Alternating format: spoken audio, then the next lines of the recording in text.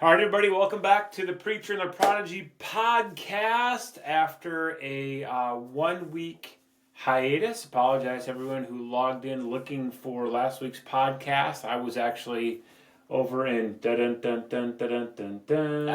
Africa, over in the country of Ethiopia, on kind of a mission trip, and the time change ruined our plans for doing a Zoom episode of the Preaching the Prodigy podcast, but that also means that I missed every bit of the Indiana versus Michigan 20-15 knock 'em down, drag 'em out slugfest in Bloomington. Tell us a little bit about what happened in the game. Yeah, you missed an interesting one. There was actually more hope for Michigan than you could say in any of their previous losses. To where Indiana really couldn't move the ball in the second half. Curtis Rourke had 16 passing yards in the second half, and threw a pick to Zeke Berry. He had an incredible game. Zeke Berry probably had the best game of his Michigan career, but Wink Martindale really did a great job of containing Curtis Rourke. Now they did score a few too many points in the first half, but you saw a good game, especially in the first half from Davis Warren. You'd like to see a little more conversion in the red zone. We had one touchdown and I believe 3 field goals, and a missed edge point. We went for 2, I think, and didn't get it. But overall, it was a pretty solid game. It's kind of what you would like to see at this point if you're a Michigan fan, going up against the number 8 team in the country on the road. Not a lot else to say about that game. It's looking good. The story continues to be healthy. Offensive ineptitude. Yeah, but it's better than it was like against Arkansas State when we really didn't know what we were doing. There seems to be a little bit more continuity within the offense and the offensive line. Except at Michigan, what did they run for 64 yards or something like that? How is that? Tell me how that's an improvement. Make that case. Well, so players are getting injured, and the chemistry is starting to get built, which is what you want to see heading into the end of the season and into the Ohio State game. And Davis Warren is starting to feel more comfortable back in the pocket, I would assume, after getting enough reps. There was a lot of question earlier in the season. How does he really feel in game time situations, and just is he used to the big time pass rush? And this seems to be a take that's widely at variance with like what Devin Gardner was saying, that say he's got happy feet, that he's not comfortable in the pocket. But he's experiencing ghosts, that he's worse now than he was. He's not experiencing ghosts like Jack Tuttle was. Jack Tuttle had a lot happier feet than Davis Warren has. And Davis Warren would probably have been the right pick for a starting quarterback over Jack Tuttle.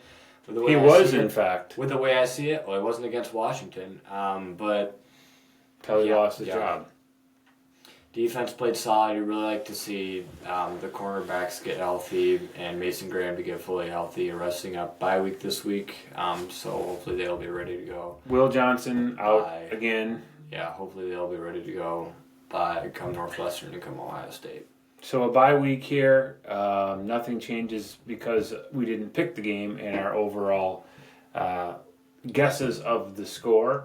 But Michigan desperately in need of a win against Northwestern because bowl eligibility rests upon it. They are not going to win in Columbus this year. So they need this victory to be able to have those extra weeks of practice, as we talked about at length earlier in the season.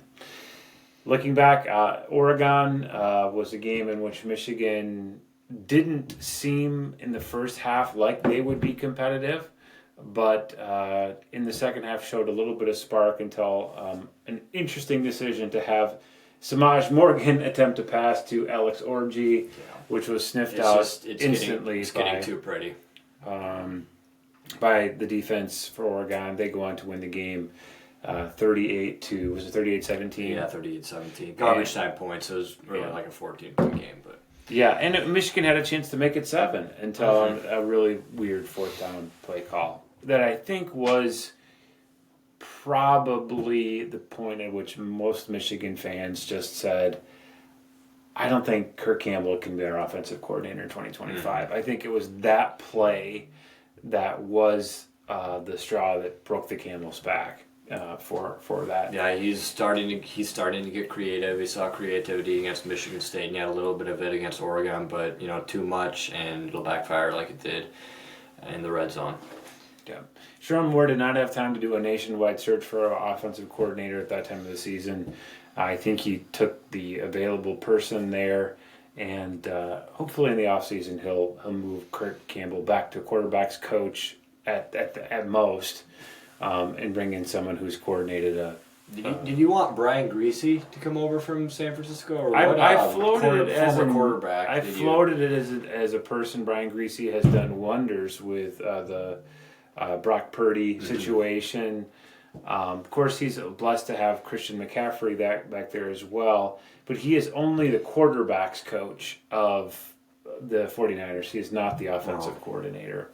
But I think Sherman Moore will have the resources to make that change. Does he have the guts to make the change? Yeah. Or will he just say, hey, year one, everyone gets a free pass, and we're going to evaluate in 2025? I think he's going to have to make a move there, and I think he also needs to really consider whether or not Grant Newsome is the long-term fix at offensive line. So we'll see. All right, let's move on and look forward. Games this week are not going to be great, as we have said previously on this podcast. However, there is one big headliner. Tennessee heads to the road to Georgia. Tennessee in recent history has gotten blown out by Georgia. I think maybe 7 straight losses by 2 touchdowns to the Dogs. Last time they met in a game of this caliber was when Tennessee, back when they had Hendon Hooker and guys like Jalen Hyatt, and they went into Georgia, and they got humbled very quickly, and the Dogs retained their crown. Georgia is now 12th in the country. Not really something they're looking at from the outside in on the playoff picture. Not really something we think we see. A few weeks ago going into Texas and beating them, but they are now out of the playoff picture as it stands right now, because Boise State would pass them, being the 5th highest ranked conference champion, and they would be just out of the picture. But Georgia is favored by 10.5 at home.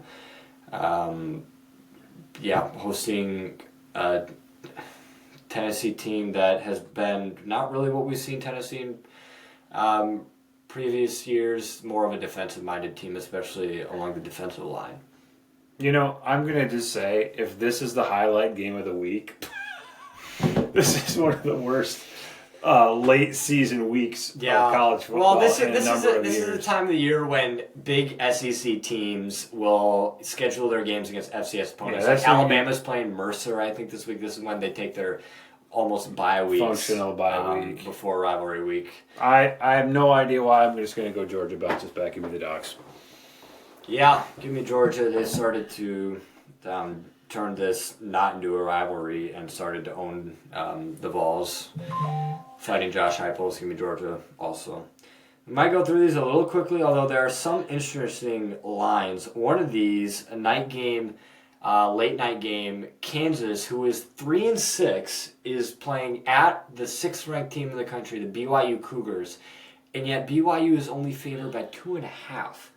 I don't think I've ever seen this where such a highly ranked team, undefeated, is hosting a 3-6 team. Now Kansas did upset Iowa State last week, but a line of only 2.5, that's got to tell you something of the way that these teams match up against each other, where Kansas has huge advantages. Well, what do we always say at a moment like this? Somebody knows something. Yeah.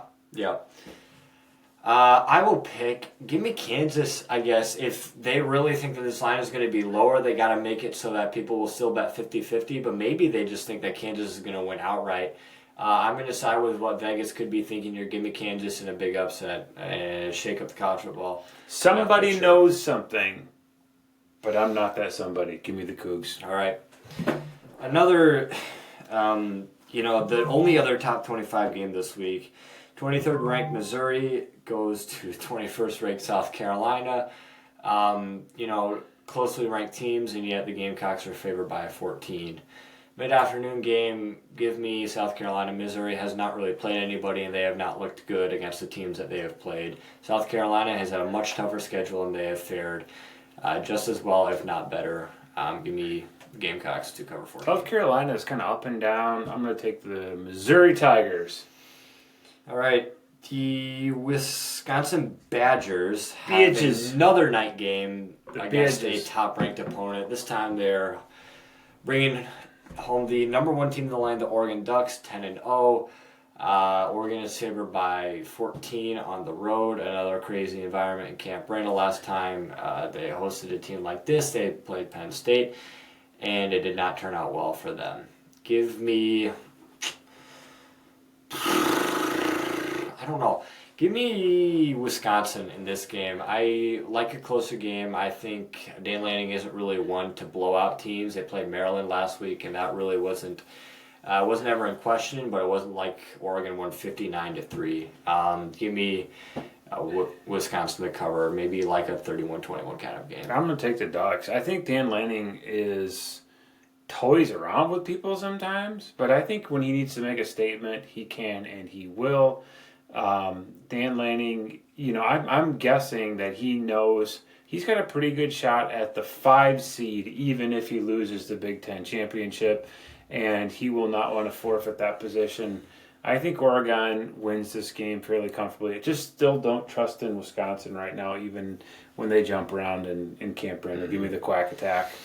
And just because we need a 5th game to pick, we are going to look at our Wyoming Cowboys, the 2-7 team who we love dearly, heading to the road to play Colorado State. At elevation. Always at elevation in the Mountain West. I still call them the WAC. Colorado State is favored by 9.5. I really don't know where they're coming from on this. Give me Wyoming to cover because I guess I'm a homer in this pick. Oh yeah, I'm can't go against Wyoming in this one because, Colorado State is just not our team, so we can't pick them. Great game by Harrison Whaley, and that's all the insight we got on this one. I'm just definitely gonna ride or die with those Cowboys. The pride of Laramie, Wyoming, and America's team. Did I tell you? I think I told you the other day at school I saw another kid wearing a Wyoming Cowboy sweatshirt. That's nice. Me and him. Guys, 2 Wyoming Cowboy sweatshirts and no Badger. A lot of people are gonna be front runners at some point. They're gonna, But you have always been there from your youth. Broke onto the field, and there's no turning back from there. Anything else? Northwestern beat Dordt in a barn burner 3-0. Dordt has still not defeated Northwestern this millennium. Mm-hmm. Or ever, if that sounds better. Or in any millennium. They are 0-18. They have gone 10 scoreless quarters against the Raiders. I was in Ethiopia. I wasn't surprised to see Northwestern won. I was surprised to see that they won 3-0. It won 7-0 the last time we played, but in the snow, in the blizzard. That's not a football score. I know. Was there like a suicide squeeze to get that first run across the plate, or what? It was just a lot of. Yeah, it was a lot. It was a lot of Dordt driving down the field. I think they outgained us in yardage, but when it came down to it, the 4th downs and goal line scenarios and red zone scenarios, the Raiders stepped up. And Clayton Bosma blocked field goal. Reportedly, Clayton Bosma. No, not just reportedly, because he was the NAIA Special Teams Player of the Week. So shout out to number 10. Yeah, I think this week is the last week for NAIA football teams. Kind of just wrap up. It's going to be an easy win for all the big 3 in the G-Pack. And we will see how that playoff picture shakes up. I believe Dordt is probably out of the playoff picture because 3 losses. Yeah, due to the loss of Northwestern, Morningside, and I can't remember who else they lost to, but they are done. Yeah, and just in the national playoff picture, weird losses for a couple teams. We mentioned Georgia losing 28-10 to Ole Miss, but also Miami playing with fire, and then the Ramble and Wreck. Another upset. And how about Alabama? Jalen Miller going into the Bayou. Brian Kelly was 13-0 in night games. And then Jalen Miller decided, it's going to be a Madden 25 kind of day. I'm just going to do what I want with the ball. It doesn't matter what play call you have. It's going to be a just going to run it. Yeah. Just going to run it. Yeah, I was not shocked by that because I think LSU is kind of a fraud team this year.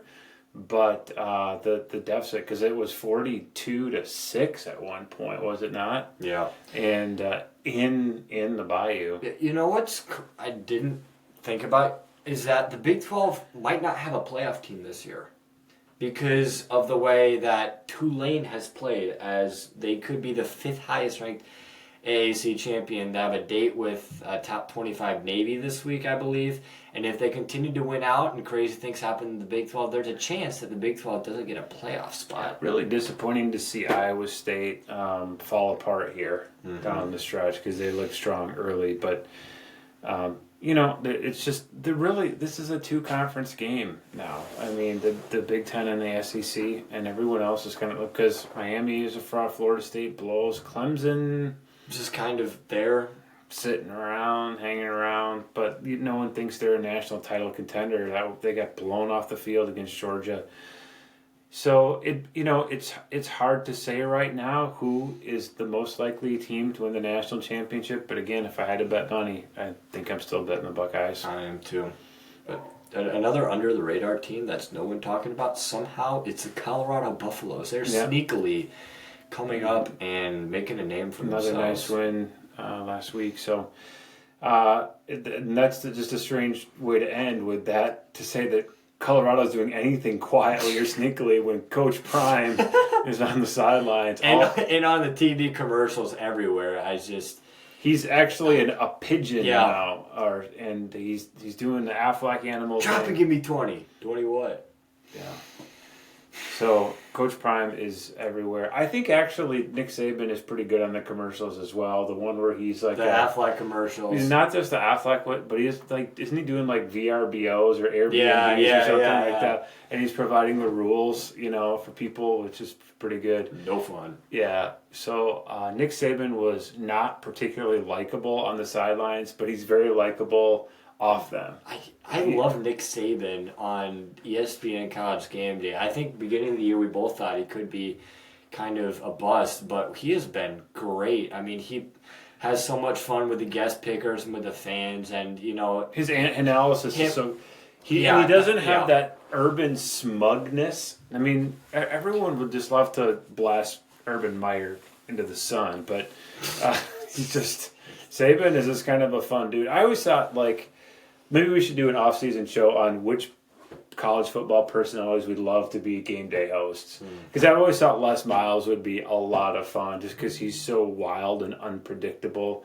Nick Saban is good. Pat McAfee, to me, has worn thin. I don't like that guy anymore. He's become a caricature. I'm the opposite. I think I've liked Pat McAfee more because he pairs well with Nick Saban. And, I mean, last year I didn't like him, but this year I love the way he runs with the fans in game day and how he creates such a crazy atmosphere. But yeah, well, you're wrong about that. But anyway, until next time, I'm the Preacher. I'm the Prodigy. Peace. See you next week.